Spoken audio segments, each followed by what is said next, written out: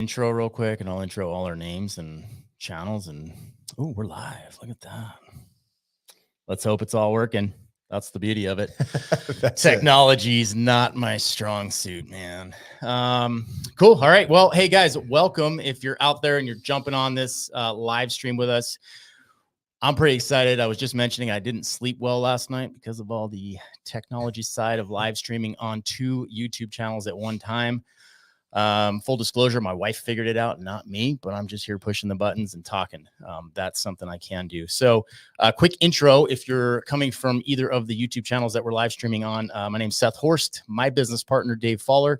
We own Your North Idaho Agent, which is a real estate business here in North Idaho. We are all first responders and veterans, and we like to keep it that way. We service those with conservative values that are looking to escape states like Washington, California, Oregon, and find their freedom here in North Idaho. I got to remember to say California, Oregon, Washington, because then I can call them cows, right? I'll get there. But welcome. We have a special guest today. We've got William Kirk from Washington Gun Law. He's got a YouTube channel over there in Washington that covers gun laws. And we really wanted to have him come on because there's a lot of similarities of things that are happening in Washington that could potentially happen in Idaho, and we want to make sure that doesn't happen. So we're going to talk about that today and dive into a little bit of gun laws, his background, and go from there. So real quick, if you're coming from our YouTube channel residing in North Idaho, jump over to William's channel, Washington Gun Law, subscribe to his channel. He's got amazing content. And likewise, if you're on Washington Gun Laws, jump over to Residing in North Idaho. We are a community and lifestyle YouTube channel here. So hit that subscribe button for us. I've got a bet with somebody that we can't cap 10,000 subscribers today. Prove me wrong. There's a steak dinner in it for me. So let's go. One more thing before we jump in fully. We've got, oh, look at all these people jumping on. Cool. Lots of people hopping in. Thank you, guys. We've got a sponsor today. This is the first for me and Dave. North Idaho Arms, our buddy BZ. He's also friends with you. Oh, yeah. And he's got a wonderful gun shop right over the Washington border in Post Falls. It is at 4013 West Riverbend Ave, Post Falls, North Idaho Arms. Super solid dude. He's passionate about the Second Amendment fight here in Idaho. And he just did a Fox News interview, went out today, and excellent guy. So, and a guy who had to make the escape himself from Washington State. He knows just the recently, deal. Yeah, yes. He just lived it. Yes. So thanks, BZ, for sponsoring this podcast. We've got his shirts on, got some mugs, and I'm heading over there to buy a shotgun from him later today. My wife does not know yet. So, well, she does now. Damn it. She's listening in the other room. She knows. She didn't say no, right? So that's consent, I think. No? I don't know. We'll talk about it's consent. Acquiescence, but not consent. Well, thank you for joining us, man. We've got so many things to talk about today, but I guess like jumping right in, how did you even get in the YouTube business? Because you are an attorney, a defense attorney. You're sitting in the room with 2 former cops. That's no, that's okay. Hey, if you talk to the officers back in Washington State, they'll tell you I take good care. Yeah, I do. Beautiful. I do. Great amount of respect. No, I had after I got out of Gonzaga Law School, not far from here actually, got in with the Spokane County Prosecutor's Office, and then I got to go back home to King County, work for the King County Prosecutor's Office. We had a prosecuting attorney back there by the name of Norm Mailing. So one of the great pleasures of my life was to be able to work for Mr. Mailing. Got hired away by the top DUI attorney in the state of Washington in 2000, carved out a really successful DUI practice where I candidly did really well for myself, but I never had a passion for that field. There was no cause. And what are you doing? Just getting the drunk driver back on the road, right? And then about 2019, I had an opportunity to go to work for a self-defense insurance company, and I wanted to brand something out different than what I was currently doing. So that's why I created Washington Gun Law. And it was really just a website that was kind of a depository of information. But then along comes the summer of 2020, and in Washington State, we shut everything down. Right. And when I say shut everything down, we shut everything down. So that means that your bars, your restaurants, your concert venues, and your sporting events are all non-existent. We were very familiar with this because everybody came over to North Idaho, right? Which my kids will tell you to have a life, right? Yes, my kids will tell you this was their best time in North Idaho was when COVID hit, because we had access to everything when everybody else didn't. Oh, you mean you live like normal human We beings? lived like if better than normal That's humans. an amazing- Because I mean, even the water park up here was 25% capacity. So you go in and the kids were had the place done. to yourself. They were done in like an hour. They're like, we've been Yeah. on every ride 10 Yeah. times. We're So ready to go. during our summer of love, there back in King County, the phone's ringing off the hook. It's just ringing off the hook, but everyone's asking the same question, like, what do I do if I accidentally drive into an Antifa rally? What do I do if they're throwing Molotov cocktails into my business? Because this is the life that we were living in the greater Seattle area that summer. And so I started a YouTube channel simply just to help with the volume of calls. So we could just say, hey, check out the YouTube channel. We got the answers there for you. And one thing led to another. And of course, I didn't have anything else to do that summer of 2020. I had nothing to do. And if I stayed home, my wife was going to kill me. So, I needed to go to the office. So I literally went to the office and started making YouTube videos just to pass time. Okay, so you start making YouTube videos. Yeah. When did you realize, like, oh, damn, I'm onto something here? Okay. So here's the story. Someone had asked me, hey, can you do a video about suppressor laws in Washington State? I said, sure. So I geek out one night, do all the research, do the video the next day. The day after, my Facebook page starts getting inundated with all these ads for solvent traps. Okay. And I'm like, okay, what the hell is going on? What's a solvent? What's this all about? So I start doing the research and I'm like, oh, this is not a good idea. Yeah. So I did a video a couple days later. I was like, hey, solvent trap, bad idea. Don't do it. I think ATF's going to come knocking at your door someday. Right. And the hate mail came in. God damn it, Kirk, you're not a 2A lawyer. All of this stuff.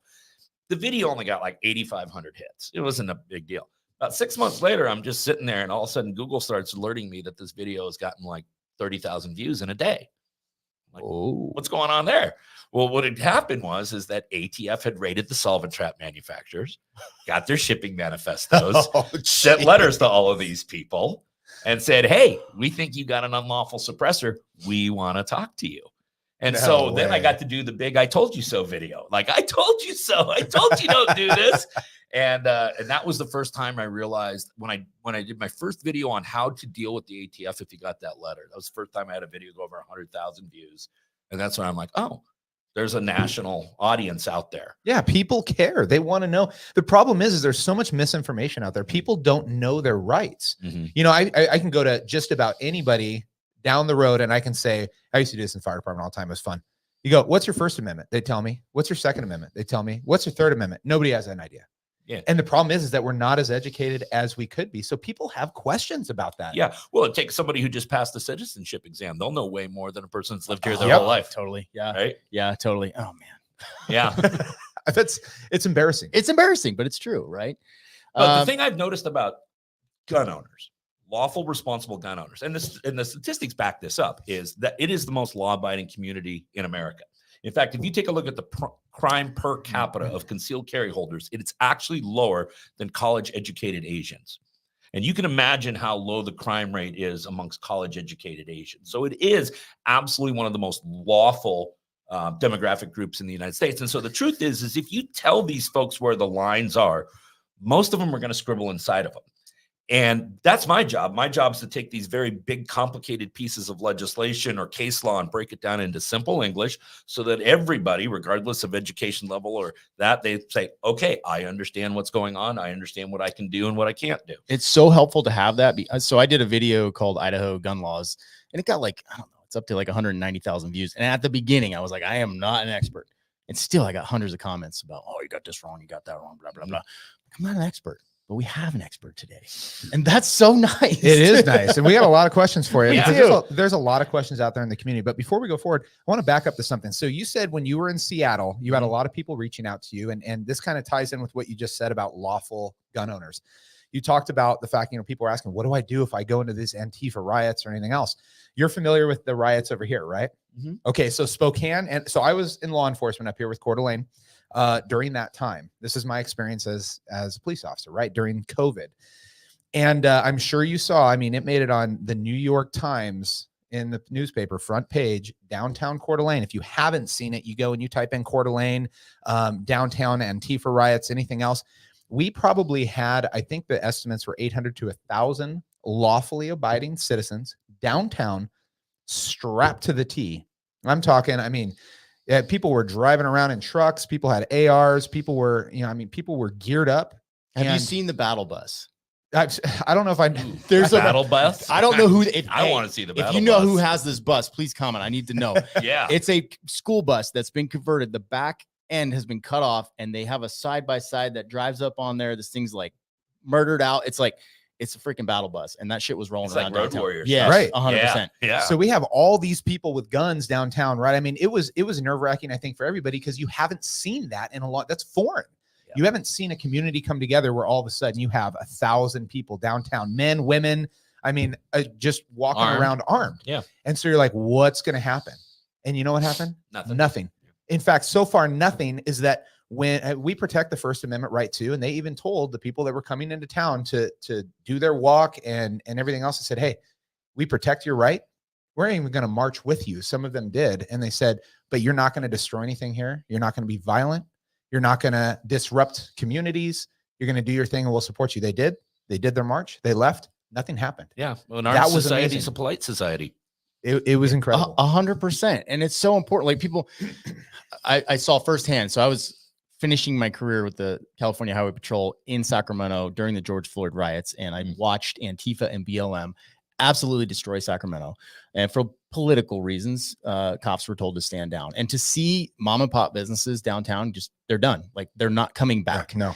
And to find a community like Coeur d'Alene that stands up for the business owners in town, is willing to do something about it, so that doesn't happen here. That's huge. Like that's and you see it in a community like this is that the locals are going to stand up for every business owner, regardless of their political background. 100%. Right. Because it's about the sanctity of the community as a whole. Right. Right. And so when you have community pride, like you have here in cities like Coeur d'Alene, you have that.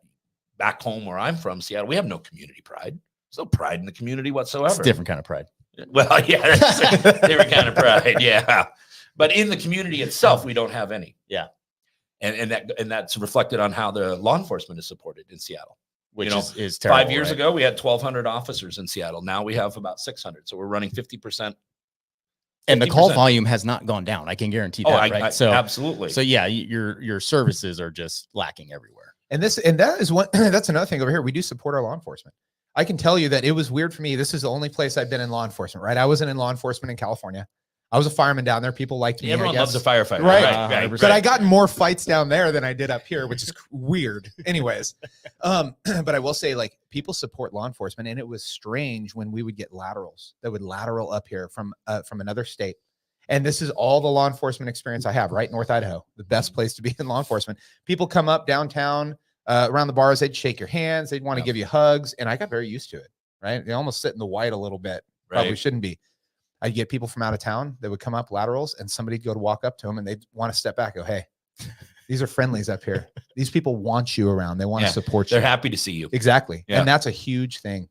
It's a weird shift. It is. Like, I work down there. Like I've been on that side of it. I've driven around town and had 7-year-old kids like flipping me off. And that's the reality of it working in California. But I think you guys got to also put credit where it's also due, in that when you have that integration between law enforcement and the community, it's really a two-way street. So yeah, you have the community that's supporting law enforcement, but then your law enforcement departments are acting in a manner that makes them worthy of supporting, right? They've 100%. They've ingrained themselves into a community in a way where, yeah, they're taking out the bad guys, but they're doing it in a way that everyone really respects and admires and things like that. Because there are there are communities that are over-policed. And over-policing 100%. will create animosity towards law enforcement as well. So over-policing and under-policing both creates it. And so you got to find that fine balance.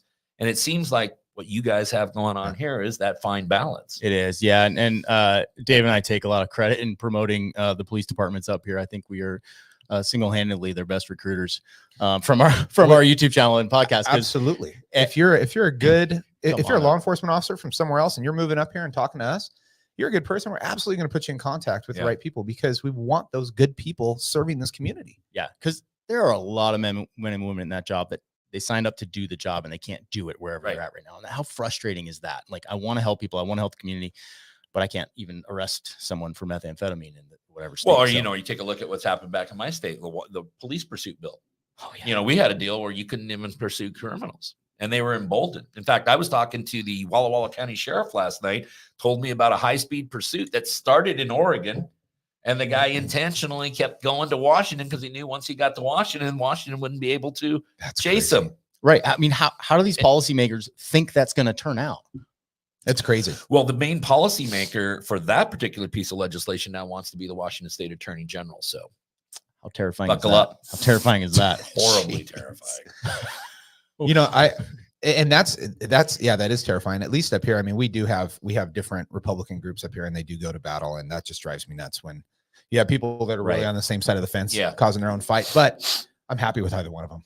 I'm happy with the fact that they all have the same, just because they can't agree on one or two things, they find those reasons to argue. Right. But I'm happy that that's where the fight is, and it's not on either side of the fence. Okay. Yeah, and back in Washington State, we have complete dysfunctionality in the Republican Party right now. Sounds beautiful. Yeah, not really. How do you fix that? How do you fix that? I think there needs to be a philosophical understanding that I think that conservatives as a whole needs to start getting rid of this rhino label. I think that, when I used to run some campaigns back when I was out of college and stuff, I'm a firm believer that campaigns are only about math.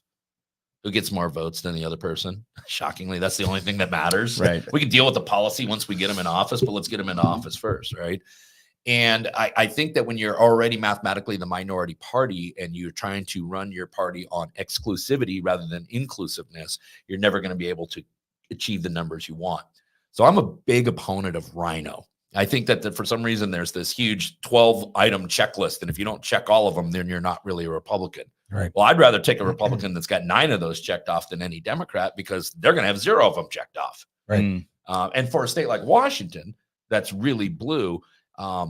There's a big battle between a very moderate Republican and a person who claims to be very, very conservative. And those people that are supporting the conservative are really, really just tearing apart this moderate because he's not conservative enough for him. But the truth is before you can run, you got to walk. And so for Washington to go from deep, deep blue, we got to start first shading it to baby blue. Yeah. And so that's how we do it. Are you feeling that momentum building? Like, are people getting fed up at this point? Yeah. Yeah. I think that there is a huge segment of what I used to call the old school Democrats. So when I was growing up, I'm older than both you guys, but when I was growing up, the Democrats that we would worry about. Yeah, it's true. It's true. No, but the Democrats I would worry about would be a little bit on high taxes, and they were kind of pussies about national defense. That was it, right? Right. But they still believed that men were men and women were women and things, simple biological things like that. And so I think that a lot of those people who have those types of mildly liberal values feel abandoned by the current progressive movement in Washington State. Okay. And so that's why I think a very moderate candidate like a Dave Reichert, who right now is running in Washington State, actually has a chance to win that election. Some people are just so entrenched, it's like they're just blue all the way through, and like they'll vote for that all day long, and it doesn't matter the person. I don't know how to break out of that mold of like, actually look at the person. Well, modern progressivism is not a political movement anymore. It's a religion, or it's a cult. Yes.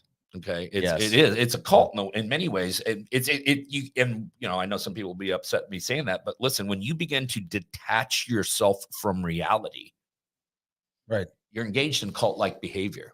Okay. And this whole trans movement and all of this stuff is a detachment from reality.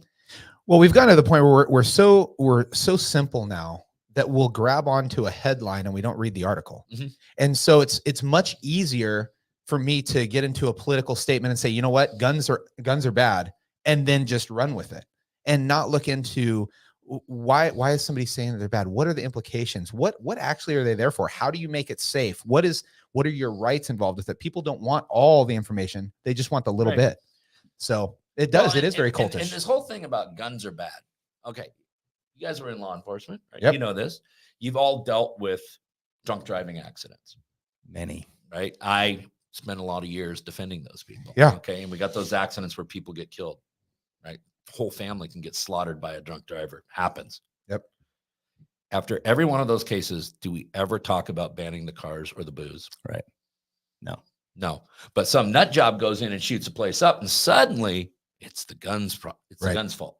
We never focus on the maniac behind the trigger. But in the drunk driving setting, we always focus on the idiot that was behind the wheel. Well, it seems like such a damn logical argument to me. I don't understand why people can't wrap their brains around that, because that's usually the example I use when I'm dealing with someone. Yeah. So, hey, real quick though, someone asked, this is a question for you. Where is it? Bill Kirk hinted in a prior vid that there might be a chance that he's moving to Idaho. Bill, are you moving to Idaho? Well, if I do, I will be working with these guys. I want you to know that. And then, Kristen, this is a good time to go ahead and put a link for everything down below for these guys right here, right now. Thank you.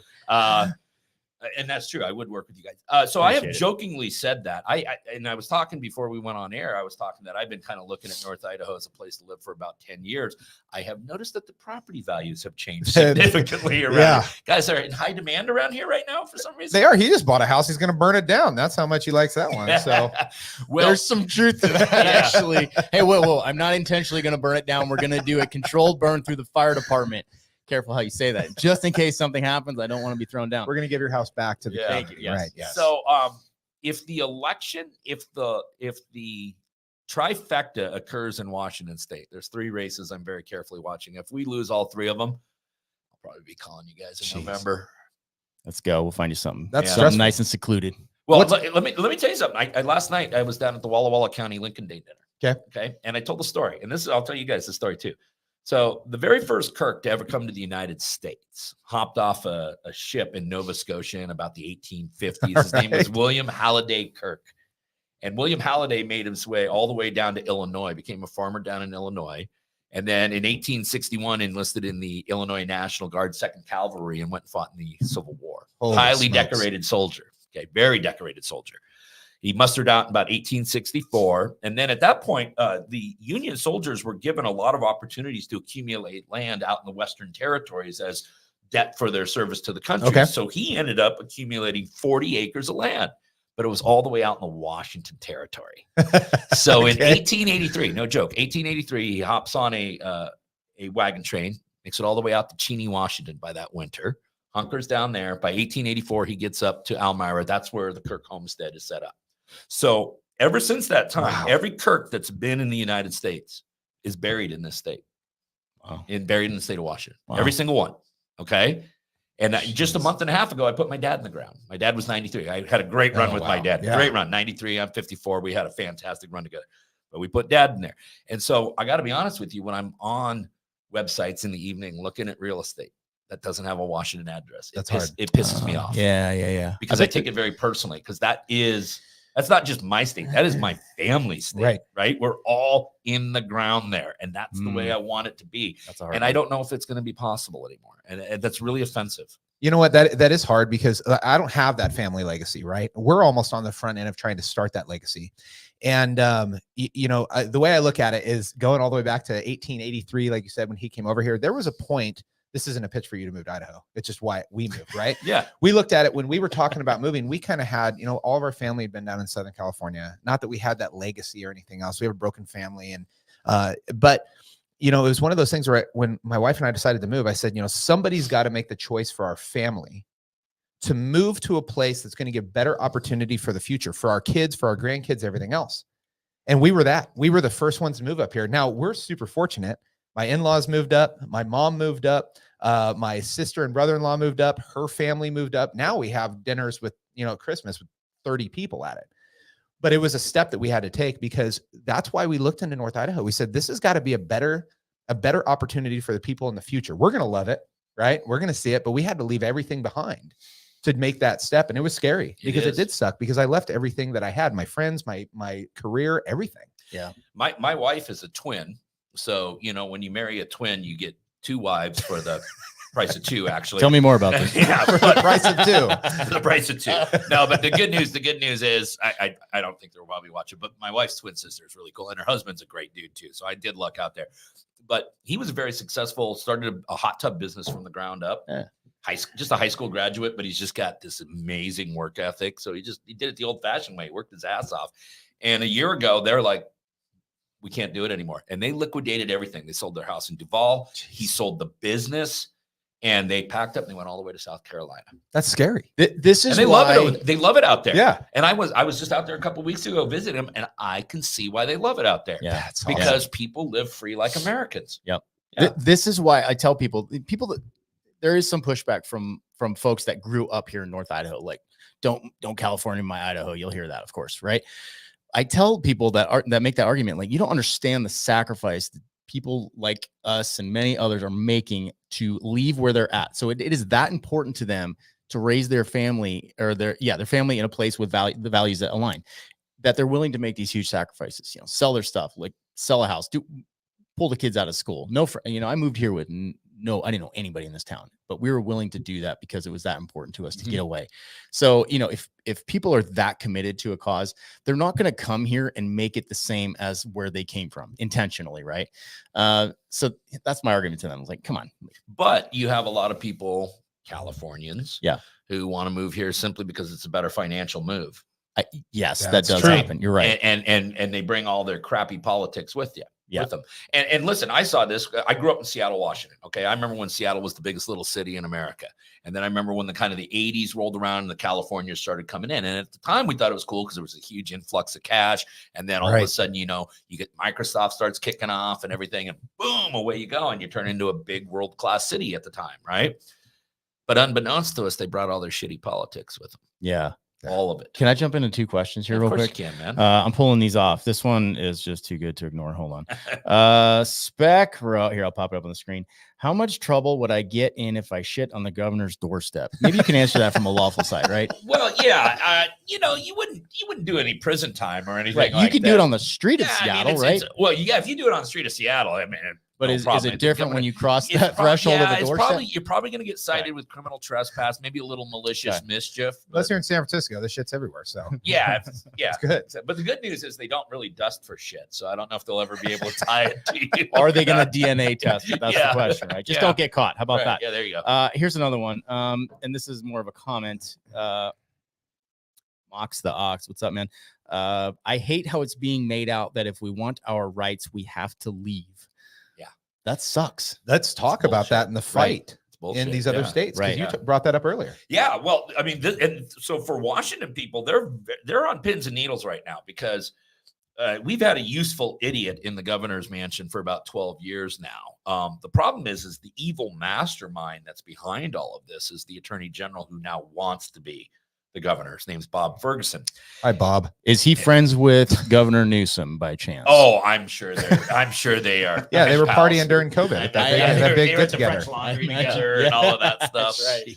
And then 2 of our legislators that were probably the most influential in disarming Washington residents and tying law enforcement's hands behind their back with legislation. One wants to become the attorney general, and the other one wants to become the insurance commissioner. And a lot of people, in fact, the video I'm going to have out probably tomorrow, I shot it out at Doubleback Winery out in Drew Bledsoe's winery, by the way, out in Walla Walla there. But it's about that insurance commissioner race, because what a lot of people don't realize is that the insurance commissioner can screw you good. For example, in Washington State, nobody can get concealed carry insurance in Washington State. Oh, want to know why? Yeah, because the current attorney general labeled it as murder insurance. No way. That's what he called it. It's unlawful. It's not allowed in Washington State. Believable. Yeah. Welcome to the People's Republic of Washington. How long did it take for this slide to happen, right? I mean, was Washington awesome 10 years ago? Washington was slipping 10 years ago. But in I would say the last 8 years in particular, Washington has really kind of gone off the cliff. So prior to this, was Washington comparable as far as freedom and rights as Idaho? No. Okay. Still never as good? No, never as good. Okay. But Washington was always this quirky little baby blue state that what I used to say, there's a sign right outside of Aberdeen, Washington. It's actually because Kirk Cobain's from there. It says, "Come as you are." It's a line from a Nirvana. That's song, cool. Yeah. Right? Yeah. But that was the thing about Washington. You could come as you are. Yeah. So whether you wanted to be a right-wing religious Bible thumping freak, or you wanted to be a left-wing blue hair and nose ring, they, them, or anywhere in between, you can come to Washington and be yourself. Right.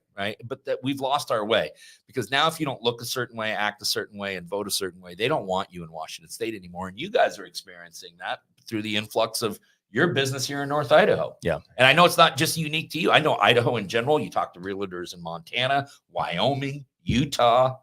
There's a lot of people. Tennessee, I guess, is one of the fastest. Tennessee is blowing up right now. In Florida, we know, because people, they want their freedoms back. And it's, here's the thing. It's not a political thing. Everyone thinks that it's a political thing. There is a natural human desire to be free. It has nothing to do with politics. We are born as wanting our freedom. That's why it's called an inalienable right? I think that human beings want to be free, period.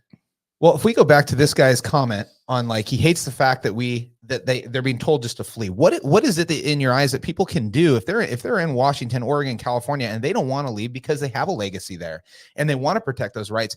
You know, we just talked about this with the state representative. Jordan Redmond. Yeah, Jordan Redmond. So we're talking about the voting. He got voted in on, and only 10% of the people voted.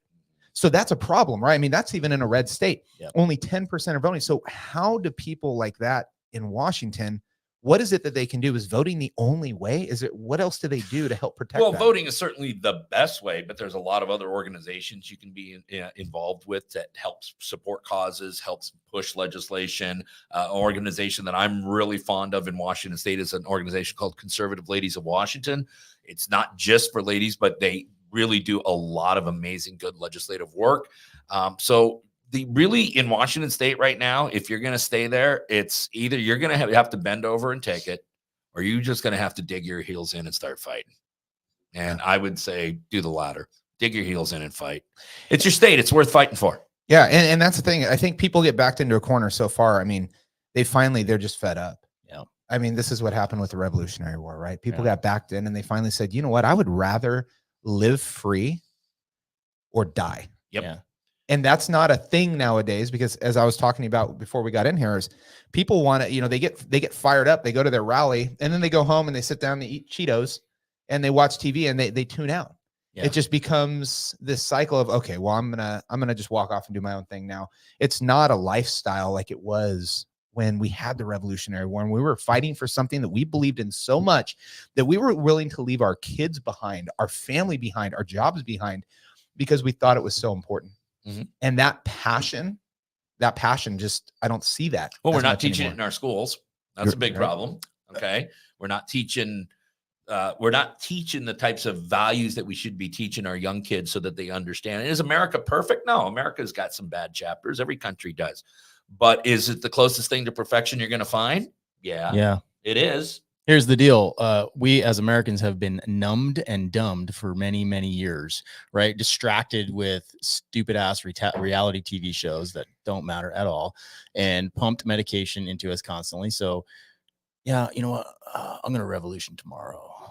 It'll be a lot easier. Well, and so one of the things that I really think that can help change the tides is through education. That's what I'm trying to do with Washington gun law. I've always said, hey, I believe that the Second Amendment debate can be won not through legislation, litigation, or any of that. I think it's won through education. 100%. Okay. Yeah. And I think a lot of these issues can, because the truth of the matter is we do have the law, the Constitution, and common sense on our side on many of our issues. The problem is the way people are digesting news nowadays too. They're getting on social media. They read a headline. I think I know the whole thing.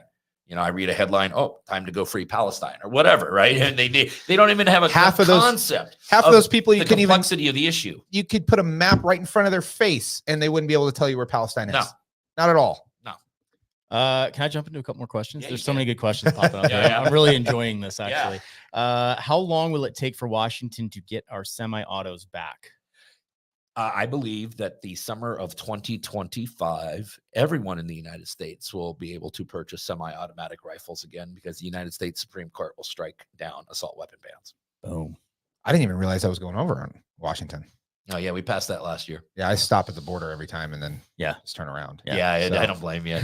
So really, so you guys have a full... 2 years ago, through Senate Bill 5078, we banned high capacity magazines, or what we all call standard capacity magazines. Yeah. And then last year we banned semi assault weapons, or what we like to call semi-automatic rifles.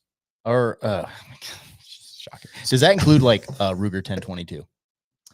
That's a 22, right? Yeah, that's a rimfire. So okay, if you really want to get technical, it's a semi-automatic centerfire rifle, which accepts a detachable magazine and has any one of the following components. And then the components are all the things you find on that platform anyway. So I had that, like a muzzle brake, right? Oh yeah, of course it's got a muzzle brake on it, right? I had that damn bullet button on my AR when I was in California. Stupid. I got up here and drilled that thing right off when I got here. As a cop in California, CHP did not issue exemption letters for that. So I had one in my patrol car every single day sitting right next to me that I could access anytime, but I could not own one at home without a bullet button. That's how dumb that shit is. Yeah. Saving lives. Crazy. Yeah. It's all about saving lives, guys. But at home, we don't trust you. That just reminded me of something. Did I tell you about this? I got to bring this up and get your opinion on it. I have confirmed in California, CHP, and I'm sure it's happening elsewhere, has hired what is it, undocumented or illegal, and what is it? Newcomers. They're not citizens. Yeah, they're not citizens. That's they have sure. hired them as cops. Uh-huh. They've gone through all the training. They cannot take their duty guns home at the end of shift, and they have to check them in with a sergeant because outside of work, they're not allowed to own and possess a firearm. What? It has been confirmed to me. Happening. How does that work? Well, there's federal law that says that. I don't understand how they allow them to possess it during the course of their employment. I don't either. It just seems like a huge lawsuit waiting to happen.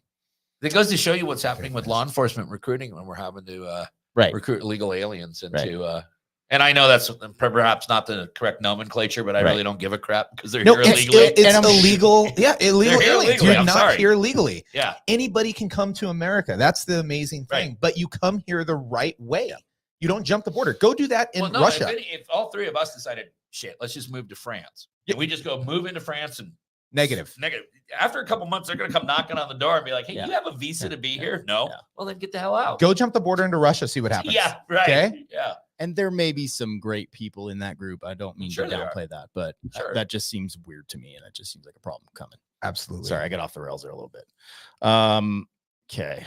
Oh, man. So many. There was another one. We do need to hit up talking about the Second Amendment. Yeah. And the history of it. And then also the Castle Doctrine too. Okay. We got 36 minutes. One more. This one's about insurance and CCW insurance in Washington. So what do you think about attorneys on retainer for insurance? One of the few I could get because it's not technically insurance. So I think for CCW insurance, having an attorney on retainer. Yeah, AOR, attorneys on retainer. I don't know much about them other than what I've heard. And what I've heard is good things, okay? If I had heard a bunch of really negative stuff like, hey, these guys leave you high and dry and stuff, I probably would tell you. I have not really heard anything bad. I am currently working with a company called Right to Bear. They're in 47 states right now. They're actually owned by Palmetto State Armory. Oh. And as you guys know, Palmetto State Armory, their whole goal was we just want to arm everybody.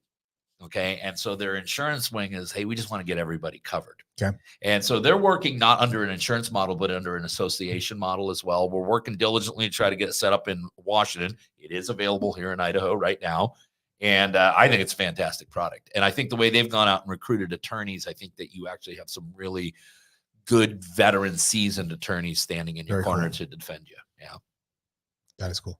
All right, maybe we should jump into what were we? Castle Doctrine. Castle Doctrine. Yeah, so this is pretty cool. So, like I said, I actually, surprisingly enough, I didn't shoot many guns in California. I mean, for my dad's gonna be like, well, he doesn't watch this anyways, but yeah, he was the type of person that we had 2 guns in the house, right? We had them hidden, all right, and then we had them separated from the clip, which my dad told me, right? And those were in the bottom of our sleeping bags. Yeah. I mean, everything complete. I mean, so I didn't grow up in a gun household. Yeah. I didn't really shoot. I maybe went and shot some 22s when I was younger, but until I went into law enforcement, and it was nice because when I trained, I didn't have any bad habits, right? So it was very easy for me to pick up what I needed to do and learn from the beginning.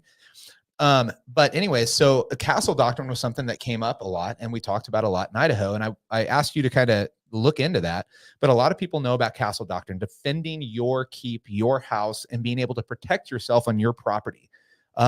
What's the gist of the Castle Doctrine? Does it apply in both states, Washington and Idaho? Yep. Yeah. So the Castle Doctrine has a lot of fancy names, stand your ground, Castle Doctrine. What I really like to call it is no duty to retreat. And the way the law works is that if you are lawfully in a location, you are under no duty to retreat if you are encountered with unlawful force. Flight, no matter how reasonable or likely or available it is not part of the equation to be considered in determining the reasonableness of your self-defense actions. So again, the force you get to use in defending yourself will have to be proportional to the force you're being encountered with. So the way I always say is, listen, whether you're in your house, you're at the Safeway, you're walking down the street, you're someplace where you've been invited, if you are lawfully in that location, you are under no duty to retreat whatsoever. Some states have varying laws, but when it comes to being inside your home, there is no state in the nation, even California, that requires you to flee from your home.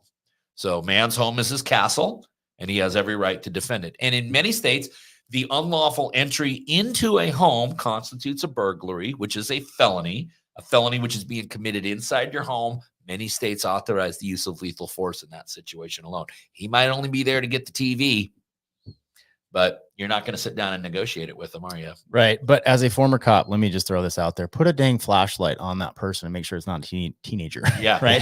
Because I don't want that on my conscience. Well, and here's what I say in all my self-defense classes is I'm going to teach everybody what they have the right to do, but I'm not teaching you what doing the right thing is. Right. Yeah. Okay. That's where the tactical instructors come in. Because if you got a burglar coming through the window and you just flash him the muzzle and the burglar goes, oh crap, wrong house, and boom, out we go.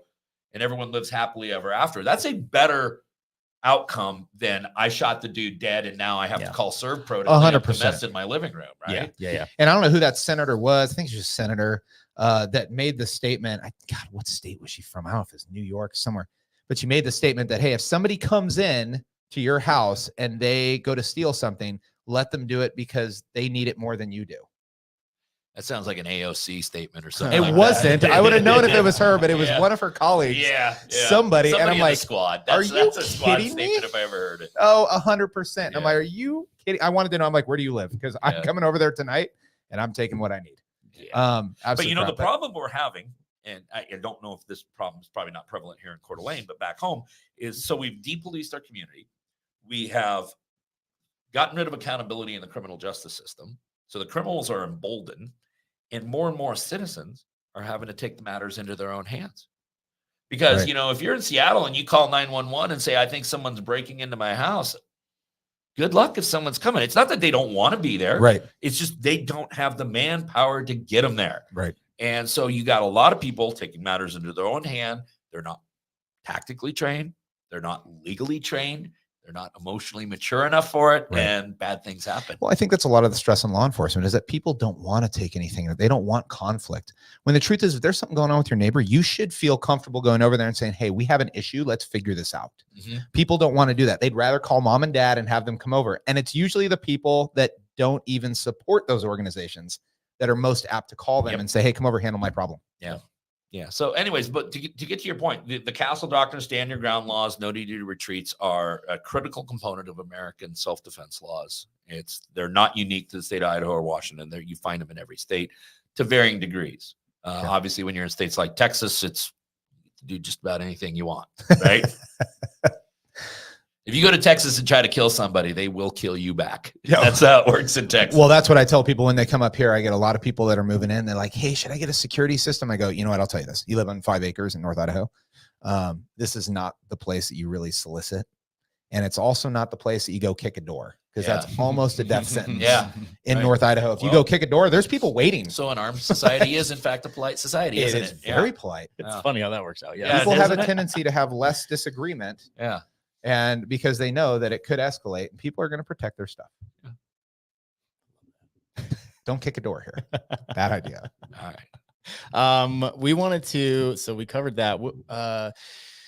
Castle Doctrine. Oh, here's the big one. This is like the big question on the table today is how do we keep North Idaho and states like North Idaho from becoming like states like Washington, California? Well, we need more guys like you doing what you're doing. Okay, because listen, here's the reality of the situation. Idaho is going to grow.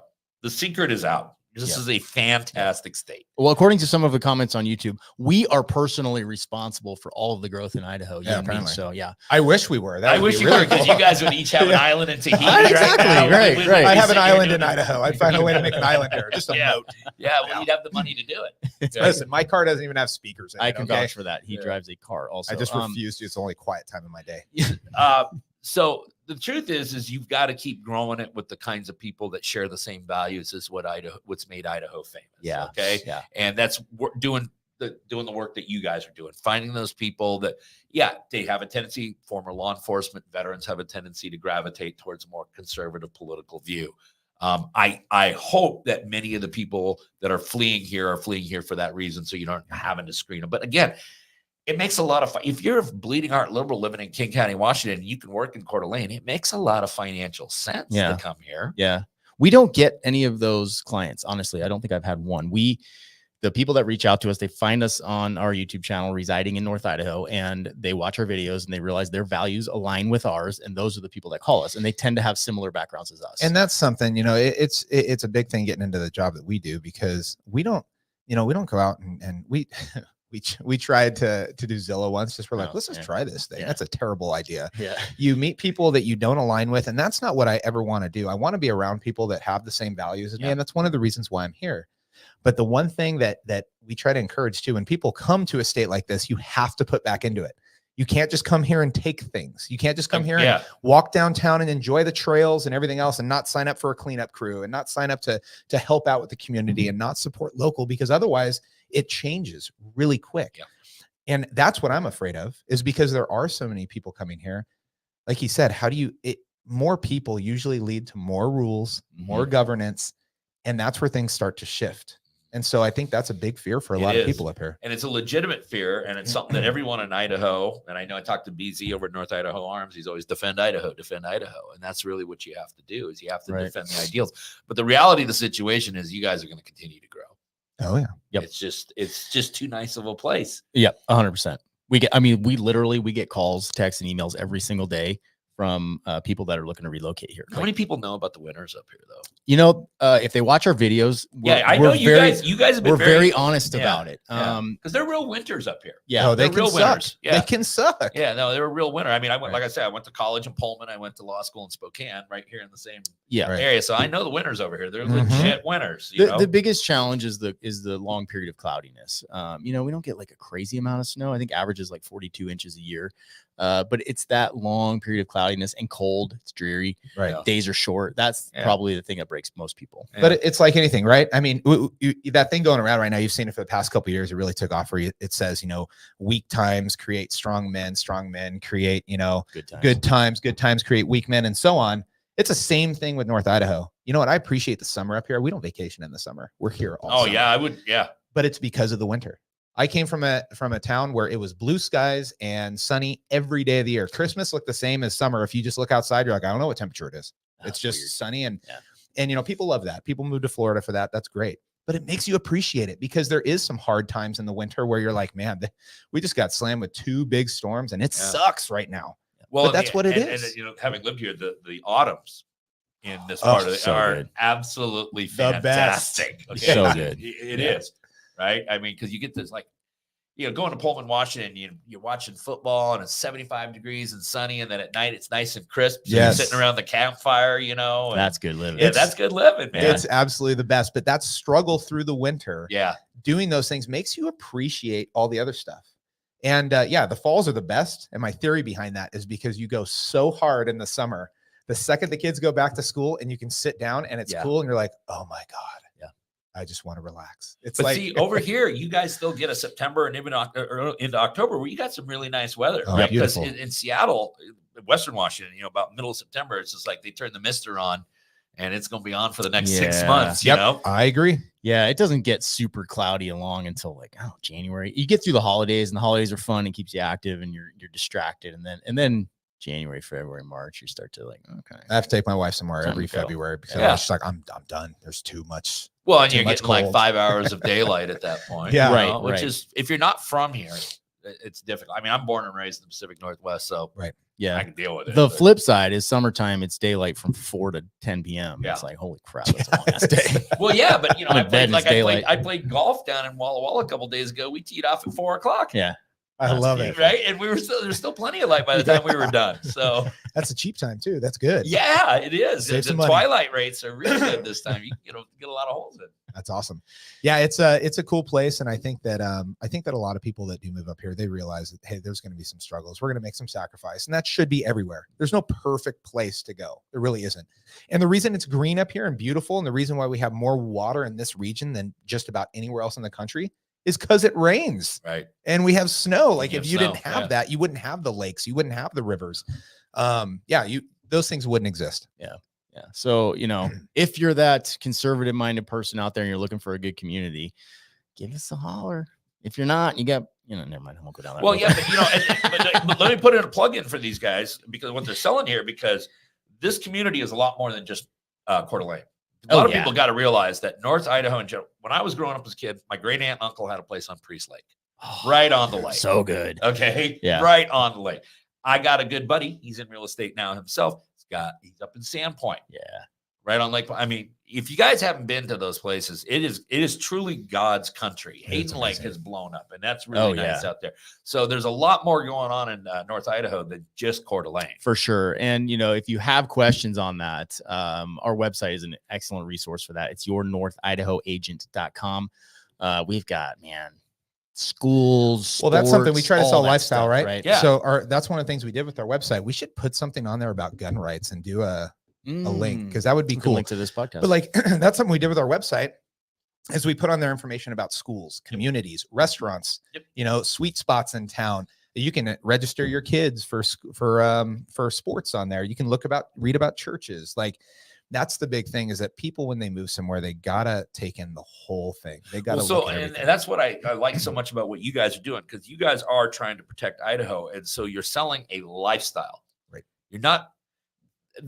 Let's face it, the real estate turns out to be a footnote to the transaction in a lot of ways, right? It's, you sell a lifestyle.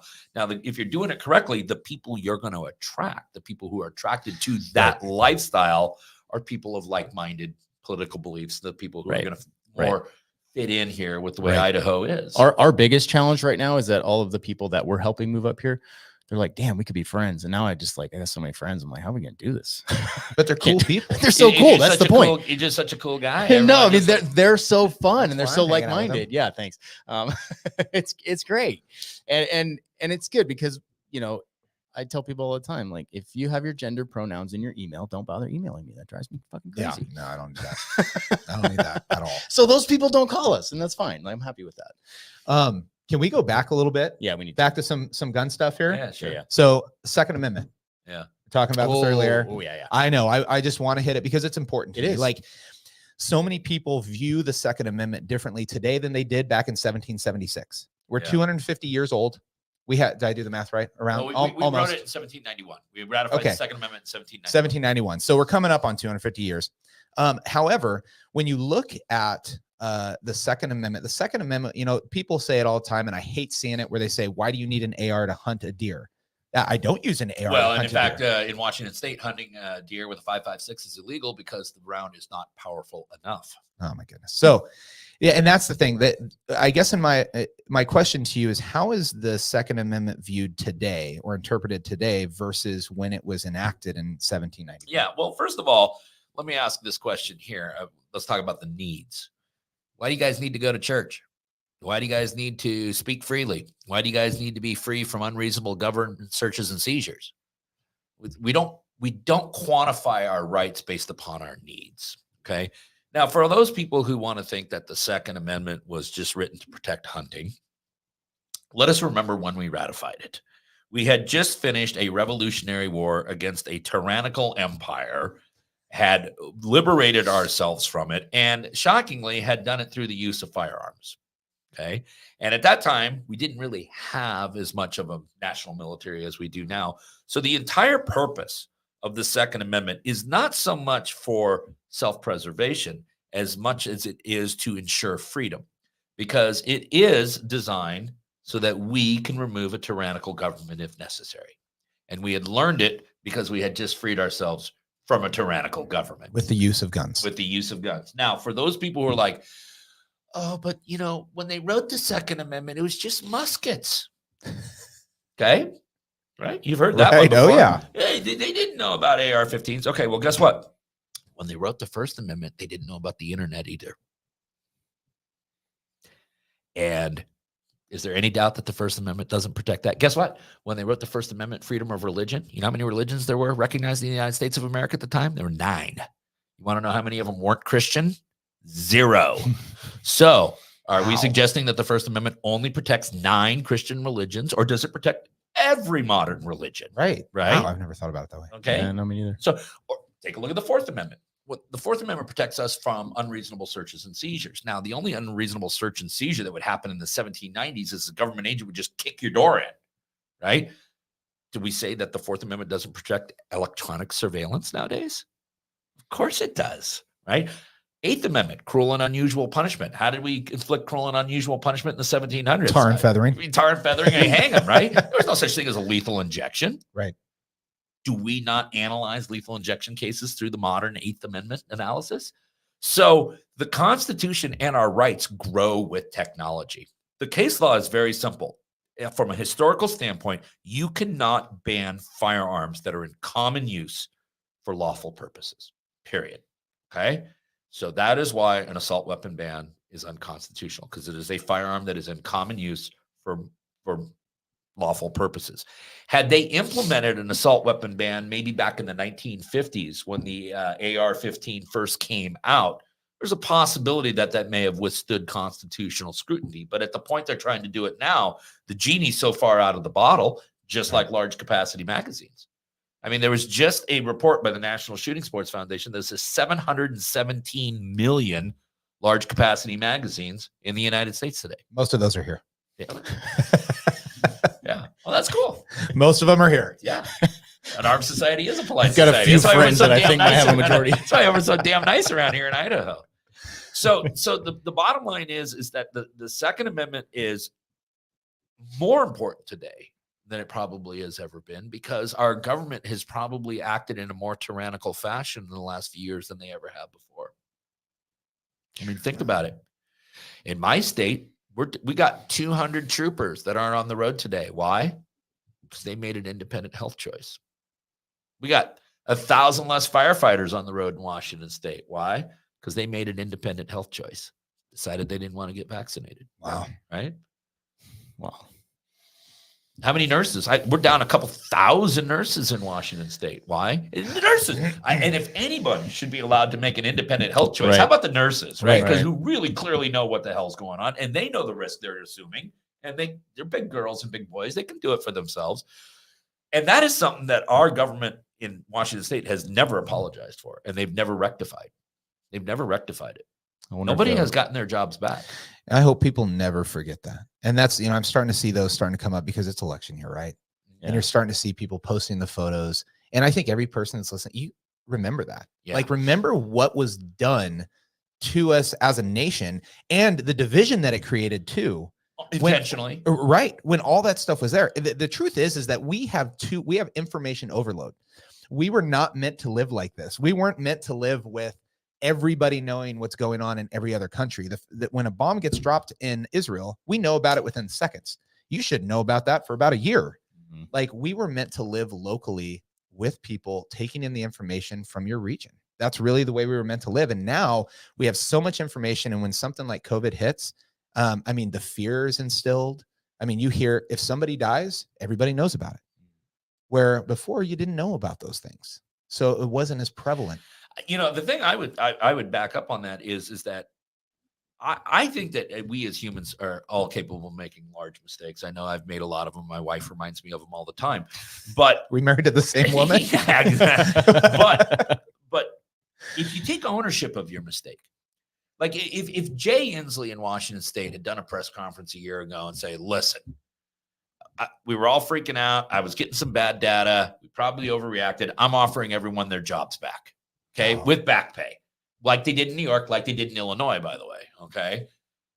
I think a lot of people could be like, okay, I can understand. And you owned it. And 100%. Since you owned it, let's water under the bridge now. But they're doubling and tripling down and acting like they didn't do anything wrong. And candidly, I think they use the whole pandemic to differentiate who in this country is a lion and who's a lamb. I got my theory on that, but right. I'm not gonna. Who's the lions and who's the lambs? And now that the lions all identified themselves, because they roared, and good for them. Now you're all on the hunt list. Yeah. Can you touch on how Washington used commerce law to jack up the magazines and So in Washington, I know exactly what you're talking about. Yeah. So in Washington State, when we ban stuff like high capacity magazines or assault weapons, we then also add an additional additional law that says any FFL that engages in the business of selling or offering for sale is an unfair trade practice. And so that unfair trade practice allows the Attorney General to fine a person. So I'll give you a couple of examples how that works. The gun store in Federal Way, South King County, that decided to sell a bunch of magazines post-ban. They had a chance to settle the suit for about $60,000. They decided to fight it. They got into their books. They got everything. And at one point, they were looking at about $19 million in fines. Whoa. At $7,500 a magazine, I'll tell you how many magazines they sold. Now, they ended up settling the suit for $3 million. But the owner of that gun store had to write a check to the state of Washington for $3 million. Okay.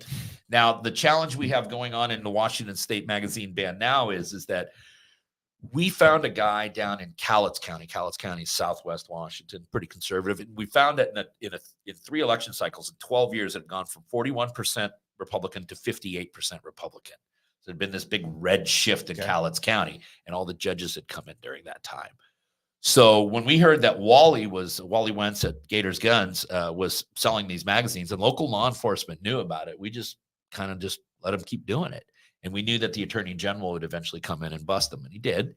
And he sued Wally, and he wanted thousands and thousands of dollars out of him. So we turned around and sued the attorney general's office and said, hey, the law you're trying to fine him under is unconstitutional. And we're going to argue it here in Cowlitz County. Yeah. And the Cowlitz County judge threw the law out. Wow. And then, ready for this? Our attorney general, who's going to wants to become our governor, had already communicated with the Supreme Court to let him know that if this happened, he would be filing an emergency motion. And a Supreme Court commissioner, not judge, commissioner, stayed the injunction 88 minutes after it was issued. Oh. And then during oral arguments, flat out said that he had pre-written the order. Wow. He was just waiting for it to come. So we had you know how in California you had that Freedom Week about a few years ago? Where we had a freedom hour and a half, 88 minutes of freedom. Okay. So this just happened recently, right? Yeah, this was a few weeks ago. Okay. I remember BZ talking about it. Yeah. Because he had a whole bunch. He was ready to go, you know, because BZ cannot right now take a magazine into Washington State. With the injunction, he was lawfully allowed to do so. Right. I think he did it. I'd have to ask him, but I know if he did do it, he would have done it in compliance with the law. There would have been that little narrow window of time, and that's when we did it. He did. It's a great story. Maybe you're heading over there today. Maybe he'll talk about it. I think I've heard about the decoy and all that. Oh yeah, there was an operation. Yeah, it was. But you're like you said, he was legally allowed to do it. He was totally acting within the confines of the law. He totally was. Yes. Yeah, and I'm sure a lot of people hopped the border at that moment, came to his shop for that reason, and good for them. Like it's a stupid law. So how do we keep that from happening in Idaho? That same thing. You have to very carefully watch the Washington playbook for the last 15 years and do everything differently. There's so much. The problem up here in North Idaho is people are like, oh, this is the way it is. It'll always be this way. And then we get 10% voter turnout and things like that start to slide. Well, and here's the thing, Idaho, where you need to be really careful is that don't let Boise run this state. Right. You know, that's the problem is King County dominates Washington State. If you talk to people who live just over the border here in Eastern Washington, they will tell you that they feel like they've been abandoned by the state legislature 100% for 50 years now. That nobody cares about the folks in Eastern Washington. And if you're living in northern central Idaho, you do not want Boise controlling this state. I would agree. And I don't think that Boise is really indicative of what Idaho is really all about. I don't think Seattle's really indicative of what Washington State is all about. Right. Yeah, certainly not Eastern Washington. Oh, God, no, not Eastern Washington at all. Eastern Washington, they would secede and join you guys in North Idaho. Yeah, there's already that state. Isn't it called Liberty or something? Didn't they already draw that? They would join in a nanosecond if they could here. I think there's a map out there for Greater Idaho. Have you seen that? Yeah, and then like the folks in Eastern Oregon want to bail. Right, Eastern Oregon, Northern California. There's like this. Have you guys ever been down to the Willamette Valley or anything down there in Oregon? Just like been through it. It's fantastic. Really? Oh, it's fantastic. Yeah, great people. Great. It's just like when you get something about the West Coast. Once you get close to the coast itself, everyone kind of gets nutty. But the further you get away from the coast, everyone kind of that's accurate, right? You've got the Bay Area, you've got Portland. Yeah. Well, if we can pull off Greater Idaho, we get a little coastline, which would be pretty nice. Hey, good call. Yeah, Oregon coast is beautiful. Yeah, the Oregon coast is way better than the Washington coast. That's what I hear. Oh yeah, 10 times better. I need to go. I haven't been. Yeah, Cannon Beach. I've heard it's amazing. Check out Cannon Beach, man. Manzanita, places like that on the Oregon coast. Can I take a vacation this year? Is that okay? No. See, I'm not. Dave doesn't let me take days off. So. No days off. Yeah. I'm gonna go golfing today. You guys go play. I'm gonna go show houses and work. Yeah, we're getting out on the Coeur d'Alene. Yes, today. we are. Yeah, I'm excited. They are just which is actually better. My golf game is I play once a year because I'm forced to. I borrow clubs from somebody, and that's me. So I would slow you down. We played those last 3 holes in about 5 minutes last time. When we were running, because we both had to work. 16, 17, 18, we were like, all right, it's cold. We're going. The only 2 times I've gone to the Coeur d'Alene with him, it's been like 40 degrees and windy, and I'm like, it sucks. Wow. I'm Golf looking is forward to great. it. I haven't played this course before. Oh, You're gonna love it. beautiful. You will definitely. I love said, it. Is it hard or is it forgiving? the first 6 holes, they do have a cool rule there, is that you get a free drop if you hit it into the junipers. So there's times where I'm like, There's a the lot of junipers look juniper. pretty good over there. A lot of I'm gonna junipers. put it in there. It's a free drop. So there is some forgiveness on that, but for the most part, man, 1 through 6, that's where you can lose some balls for sure. Damn. And then once you You hit have the to floating green, stack up yeah. and make sure I got enough ammo in There's the a, bag. oh yeah. You need it. I did play one round where I used 1 ball, and I was pretty excited. I did all What was 18. your score on that? I think I was in the low 90s, high 80s. But yeah, I have it it's in the door of my car. It just bumps around, drives my wife nuts. That's annoying, dude. But I played the entire resort with 1 ball. That's like so happy. Made it everywhere. So I just want to know if you make it on the floating green today. That'll be the big. It depends on where they're playing. If it's out past 170, that puts a club in my hand I'm not real comfortable with. If it gets in a little closer, I can put something We'll in. see. Yeah, Dave will hit it again. I gotta tell you, my kid's a stick. All right, let's see. And he's long. I'm gonna. He's really long. tall. Yeah. No, he can go 3.25 off the tee all day. Oh, jeez. I'm good for like 100. So As long as you don't do what my best friend did, you make it onto the green for your first time, and you're in the sand trap, and you get out there and you hit it out of the sand trap, out of the floating green into the water. That was awesome. So do you do a lot of shooting? Because you're a gun law guy. I do. I shoot my handguns. I shoot predominantly over at Security Gun Club, where I do a lot of my video work over in Woodinville, Washington. Then I keep all my long guns at my Cle Elum place because I'm a member of Cascade Field and Stream Club up between Cle Elum and Ellensburg. Oh, cool. 70 private acres out there, and they got steel out at 400 yards there and stuff. Nice. So I shoot the long guns out there. Cool. Yeah. Good. Well, next time you come out, we're gonna have to go shooting. There's something Let's do that. I can hang with. Yeah. No. Golf, let's do that. man, not good, but guns, yeah, I can hang with that. That'll be a good time. Let's go. That'll be a real good time. Gentlemen, we are 1 hour and 6 minutes. We can maybe we ought to wrap this up. We have had hundreds of comments on here, some really good comments. So thank you guys if you're out there and you're dropping comments. I can't get to them all. I've been trying, but then it distracts me. And Well, we can take a look at it. Maybe we can readdress some of these. Yeah, for sure. Yeah, Good stuff. Really good feedback. Thank you guys. And we've had about 300 people watching the whole time, which is cool. You think about it that way, you're like, wow, that's a lot of people out there. Awesome. Yeah. Good stuff. Just one more shout out to our buddy BZ at North Idaho Arms. He's over there in Post Falls, Idaho. Great shop. He's a great guy. He is literally taking action to protect our 2A rights, and that's a big deal that a lot of people can't say up here. So we thank him for that. You are heading over there after this, right? I am. We're going to go do a video. Let me put a plug in for these guys because I've gotten to know these guys, and I got to tell you that I love the business model you have because you're a real estate company that doesn't talk about real estate. Yep. And it's really, really awesome. Dave and I actually both hate real estate, to be completely honest. honest. But what you're very passionate about the lifestyle Right. and the freedoms that people get here. So I'll just say to anybody, if you're really looking at making the escape from the People's Republic of Washington or one of these other states, contact these guys, man. They got it going on. They got a great office. I love what they're doing. And if you haven't been to North Idaho, it really is God's country. Yeah. And if you do end up reaching out to us, you want to check out the area, let us know. We like to set time apart so that we can actually meet people that are coming here and really try to help you, not just run around, like a chicken with your head cut off, at least give you ideas of things that you want to see, places you want to go, stuff you want to eat, so that you can really explore the area. So we'd love to help you if you're looking into that. They should just come up here and stay a couple days so they can just take it all in, get the whole lifestyle. It's an incredibly friendly community. It is. That's the other thing I love about it. It is. It's funny when you see some people that have California plates. I've seen it quite a few times. They'll have written in the dust on the back of their car, "This is a rental." I see that too. I love it. Yeah. Get the tire slashed. So funny. No, we don't have it that bad, but No. it is funny. It's kind of a joke now. Or they take the California plate and they now put a strip of red on it, a strip of blue, let it just kind of blend in a little bit. Yeah. Very cool. I love it. Thank you for coming out. Really Thanks for having awesome. me, guys. Yeah. Seriously. Yep. Great Seriously. conversation. Thanks so much Yeah. for having me here. Absolutely. Well, thank you guys. Check us out. We are yournorthidahoagent.com. That is our real estate website. Our YouTube is residing in North Idaho. We have a podcast on there as well that just deals with the Idaho community. So pretty cool stuff. Great people up here. And of course, if you're one of our people and you're just finding out about William Kirk, hit him up at Washington Gun Law, his YouTube channel, and make sure to subscribe to both of those. And thank you again, guys. We will catch you next time. End stream.